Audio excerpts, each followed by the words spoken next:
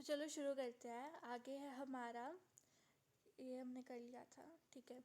तो हमारी जो एंटीबॉडी होती है, अभी हमने क्या किया कि जो एंटीजन बाइंडिंग साइट होगी वहाँ पे अमीनो टर्मिनल होगा। तो मतलब जो फर्स्ट 100 अमीनो एसिड होते हैं वो वेरिएबल होते हैं, इसीलिए हम इसे क्या कहते हैं, वेरिएबल चेन कहते हैं। लाइट चेन और हैवी चेन की वेरिएबल रीजन कहते हैं। तो ये जो रीजन होते हैं इनको क्या हम कहते हैं कि कॉम्प्लीमेरिटी डिटरमाइनिंग रीजन्स, क्योंकि ये एंटीजन से बाइंड करते हैं। तो एंटीजन और एंटीबॉडी कॉम्प्लीमेंटरी होनी चाहिए, इसीलिए हम इसे क्या कहते हैं, कॉम्प्लीमेंटैरिटी डिटरमाइनिंग रीजन्स। उसके बाद क्या है कि जो हमारी एंटीबॉडी है ना, एंटीबॉडी हमने क्या कहा कि प्रोटीन होता है। तो प्रोटीन मतलब किसी एमआरएनए से बना होगा और एमआरएनए डीएनए से बना होगा, एंड डीएनए किधर होगा, जीन्स में होगा, ठीक है।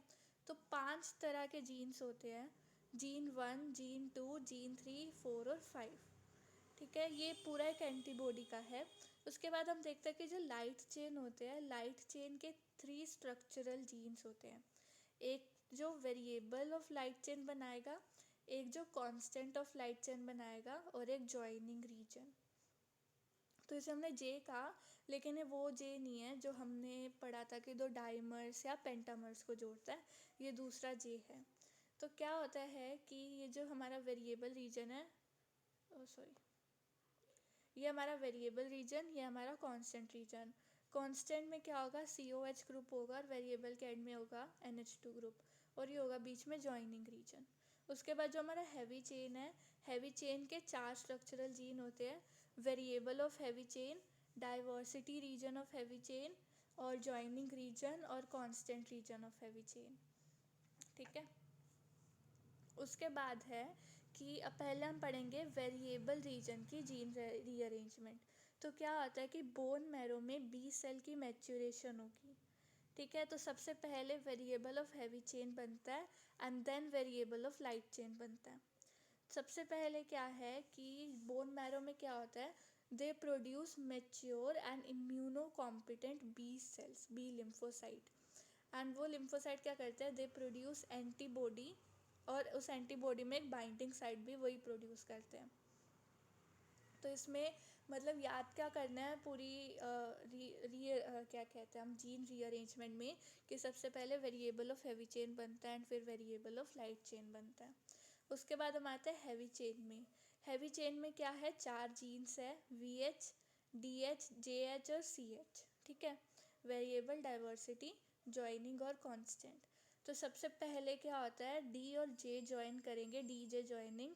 उसके बाद VDJ जॉइनिंग होगी, एंड फिर इस जॉइनिंग जो सिर्फ VDJ जुड़े हुए हैं और constant region of heavy chain अलग है, तो ये जो जीन बचता है इसकी होती है ट्रांसक्रिप्शन, और इससे जो RNA बनता है उसे हम कहते हैं pRNA, जो कि प्राइमरी RNA इसका। अब उसमें क्या होगा कि वही पूरा पोस्ट ट्रांसक्रिप्शनल मॉडिफिकेशन होगी, स्प्लाइसिंग होगी, और एक मैच्योर mRNA बन जाएगा। मैच्योर mRNA की अब ट्रांसलेशन होगी, जिससे क्या होगा कि अब हमने देखो VDJ को ज्वाइन कर दिया था, तो मतलब VDJ तो सिमिलर होंगे, लेकिन जो कांस्टेंट ऑफ हैवी चेन था उसमें 2 तरह की क्या होती है, पोस्ट ट्रांसलेशनल मॉडिफिकेशन होती है, जिसकी वजह से या तो C म्यू बन सकता है या फिर C डेल्टा बन सकता है। तो अगर C म्यू बनता है तो उसे हम कहते हैं म्यू हैवी चेन, और अगर C डेल्टा बनता है तो उसे हम कहते हैं डेल्टा हैवी चेन, ठीक है। तो इसमें याद क्या करना है कि 4 स्ट्रक्चरल जीन होते हैं। सबसे पहले DJ ज्वाइनिंग होगा, और फिर VDJ ज्वाइनिंग होगा, जिससे प्राइमरी RNA बनेगा।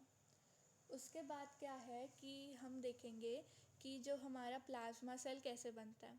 तो सबसे पहले प्रो बी लिम्फोसाइट होता है, फिर प्री बी लिम्फोसाइट होता है, फिर बी सेल बनता है, और बी सेल से प्लाज्मा सेल बनता है।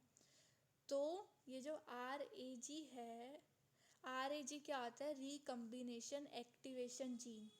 तो रिकम्बिनेशन देखो, पहले DJ रिकम्बिनेशन हुई तो उसमें RAG जीन है। उसके बाद VDJ रिकम्बिनेशन हुई तो उसमें भी RAG जीन है। उसके बाद बी सेल में ये RAG जीन ख़त्म हो जाता है, क्योंकि रिकम्बिनेशन ख़त्म हो चुकी है। तो ये हैवी चेन का है और लाइट चेन का है। अब जो हमारी हैवी चेन है उसी में डाइवर्सिटी रीजन होता है, लाइट चेन में तो डाइवर्सिटी रीजन होता नहीं, इसीलिए जो हैवी लाइट चेन है उसमें फर्स्ट ज्वाइनिंग होती है बी सेल के स्टेज पर, जिसे हम कहते हैं वीजे ज्वाइनिंग बस। उसके बाद आता है हमारा बी लिम्फोसाइट की डेवलपमेंट। बी लिम्फोसाइट में क्या होता है, सबसे पहले there is one haemopoietic stem cell, उससे एक लिम्फोइड सेल बनेगा। उसमें पहले पार्शियल हैवी चेन की जीन रीअरेंजमेंट होगी जिससे कि प्रो बी बनेगा। प्रो बी में कंप्लीट एच जो हैवी चेन है उसकी जीन रीअरेंजमेंट होकर प्री बी बनेगा। फिर क्या होगा, एल चेन की जी रीअरेंजमेंट होगी एंड उसके बाद इमेच्योर बी सेल बनेगा। उसके बाद आरएनए प्रोसेसिंग होके मैच्योर बी सेल बन जाता है। तो इसमें यही करना है, ठीक है। ठीक, उसके बाद हमारा रिकम्बिनेशन सिग्नल सीक्वेंस।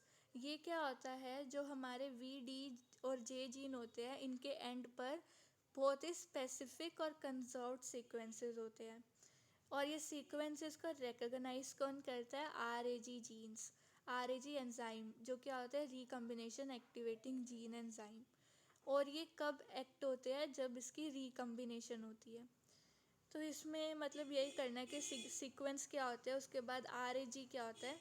ये प्रोटीन होते हैं जीन के एंड में, मतलब कि जीन जो जीन के एंड में सीक्वेंस है उसे हम कहेंगे रिकम्बिनेशन सीक्वेंस जीन, और जो जीन के एंड पे प्रोटीन है उसे हम कहेंगे रिकम्बिनेशन एक्टिवेटिंग जीन। तो इसमें यही है, ये भी नहीं करना। फिर है क्लास स्विचिंग क्या होती है, जो कि आखिरी टॉपिक है अभी, मतलब एंटीबॉडी जो फर्स्ट 3 लेक्चर्स थे। तो जो बी सेल होता है उस पर हमने कहा कि 2 एंटीबॉडी सबसे पहले बनती है, आईजीएम और आईजीडी। अब जब उसमें एंटीजन आता है तो जीन रीअरेंजमेंट होके अलग इम्यूनोग्लोबिन अलग एंटीबॉडी बनती है। तो नॉर्मली हमारे बी सेल के ऊपर आईजीएम और आईजीडी होती है। जब एंटीजन हमारी बॉडी में होता है तो जीन रीअरेंजमेंट होके अदर एंटीबॉडीज बनती हैं। तो जो हर एक कांस्टेंट रीजन होता है, मतलब ना ये छोड़ दो, ये नहीं आएगा क्योंकि ये उसमें जो हमारा पीपीटी था उसमें अलग से दिया हुआ था।